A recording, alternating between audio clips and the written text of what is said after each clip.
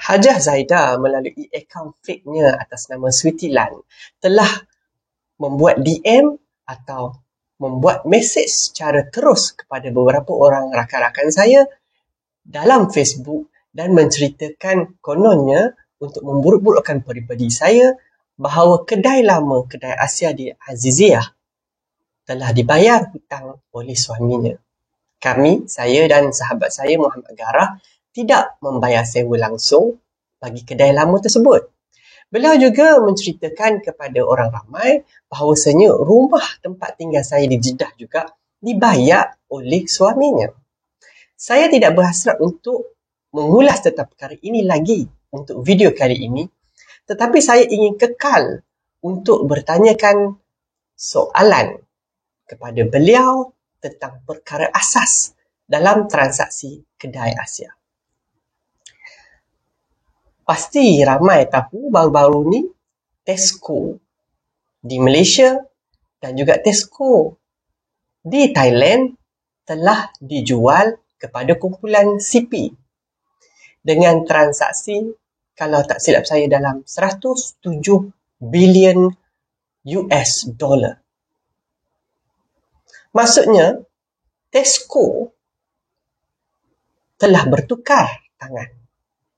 Hak milik telah bertukar daripada owner yang lama kepada owner yang baru dengan transaksi jual beli melibatkan 107 bilion US dollar. Ingatkah kita dulu berlaku satu ketika ramai memperkatakan tentang masalah Proton. Proton pernah mempunyai hak milik terhadap syarikat atas nama MV Agusta. Proton telah membeli MV Agusta dengan melibatkan transaksi sebanyak 70 juta euro. Dan transaksi tersebut menjadikan Proton pemilik terbesar MV Agusta sepenuhnya. Dalam transaksi tersebut, MV Agusta mempunyai liability atau hutang sebanyak 107 million euro. Maknanya untuk Proton membeli MV Agusta, dia bukan sahaja membeli bisnes MV Agusta, mengambil alih semua aset-aset MV Agusta, serta network dan juga intelligence yang ada pada MV Agusta.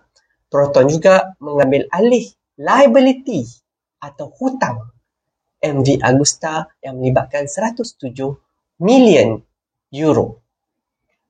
Kemudian akibat krisis kewangan yang teruk, kerajaan pada waktu itu, seingat saya mungkin zaman Datuk Seri Najib Tun Razak, telah membuat keputusan supaya Proton melepaskan pegangan dengan menjual pegangan di dalam MV Agusta dengan nilai 1 euro.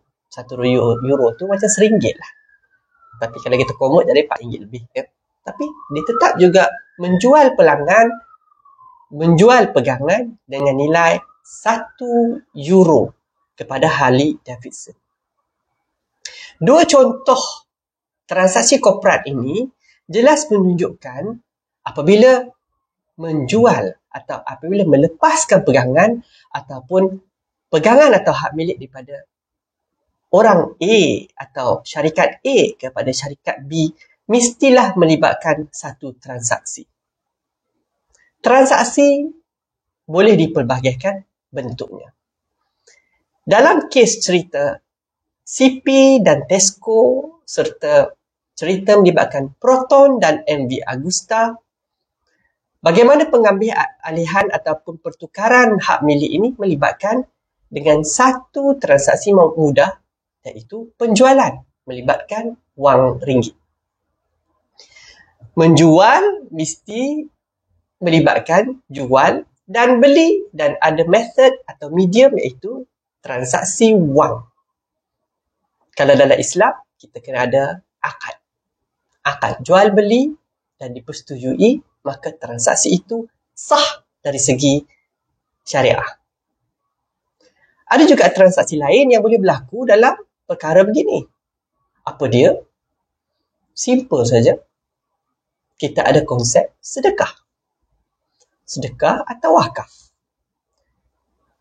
Contohnya, saya ingin memberi kotak depan saya ini, hak milik saya, kepada orang. Saya hadiah dan dia jadi seperti sedekah.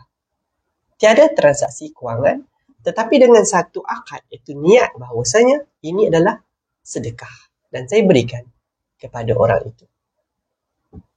Dalam konteks kedai Asia, saya masih bertanya pada soalan yang asas dan konsisten dengan soalan ini, dan sehingga hari ini Hajah Zaidah dan Haji Imran tidak dapat menjelaskan kepada sesiapa pun rakyat Malaysia, baik di Malaysia maupun di Arab Saudi, bagaimanakah proses transaksi ini? Bagaimanakah mereka mengambil alih kedai Asia? Hajah Zaidah kekal menceritakan kepada orang ramai tentang cerita-cerita buruk tentang saya. Cerita-cerita buruk tersebut tidak menghalalkan atau menjustifikasikan transaksi soalan saya. Apakah bentuk transaksi yang telah dilakukan bagi pengambil alihan kedai Asia daripada saya dan Muhammad Garah menjadi hak milik mereka sebanyak 100%? Apakah transaksi itu? Hajah Zaidah, saya ingin bertanya pada anda, apakah bentuk transaksi itu? Sila jawab. Saya ada sebut tadi cerita pasal CP dan juga cerita pasal MV Agusta versus Proton. Mereka menjalankan transaksi penjualan dengan menjual hak milik share saham syarikat mereka. Saya juga ada menceritakan bentuk transaksi kedua, iaitu sedekah. Jelas, dalam transaksi kedai Asia berlaku keraguan yang sangat jelas. Kerana sehingga hari ini, mereka tidak dapat menjelaskan kepada umum apakah bentuk transaksi tersebut. Saya mempersoalkan perkara ini semenjak tahun 2019 dan hari ini adalah tahun 2021. Sekiranya anda pendengar adalah seorang yang mempunyai education dan intelek, boleh berfikiran waras. Anda cuba fikirkan, saya secara konsisten bercakap secara umum begini dengan membuat penulisan dan juga video yang konsisten tanpa henti daripada tahun 2019 di bulan November sehingga hari ini bulan Februari 2021 dengan membuat tuduhan-tuduhan berat yang berat dari sisi undang-undang, dan tuduhan ini juga melibatkan kredibiliti Haji Imran bin Zainal Abidin. Tuduhan ini amat berat, tetapi sehingga hari ini mereka langsung tidak dapat menjawab soalan asas ini dan mereka langsung tidak benar atau berani menghantar apa-apa surat saman kepada saya sehingga tarikh hari ini. Bagi orang yang waras, anda boleh fikir, apabila kredibiliti kita sebagai seorang Muslim, sebagai seorang ahli perniagaan, sebagai seorang ahli korporat yang tersohor di Jeddah khususnya, diberi tuduhan sebegini secara terbuka bertalu-talu tanpa henti semenjak November 2019 sehingga hari ini bulan Februari 2021. Tiada satu pun jawapan terhadap soalan yang saya tanya dan tiada satu keping pun surat lawyer yang berani dihantar kepada saya untuk saman saya atas dasar fitnah. Anda sendiri boleh fikir kalau anda mempunyai akal. Saya sebutkan tadi, transaksi pertukaran hak milik boleh berlaku dengan dua kaedah sekarang, iaitu melalui proses jual beli. Sekiranya proses jual beli telah berlaku, kenapa sampai hari ini saya bising dan membuat tuduhan-tuduhan terbuka kepada beliau?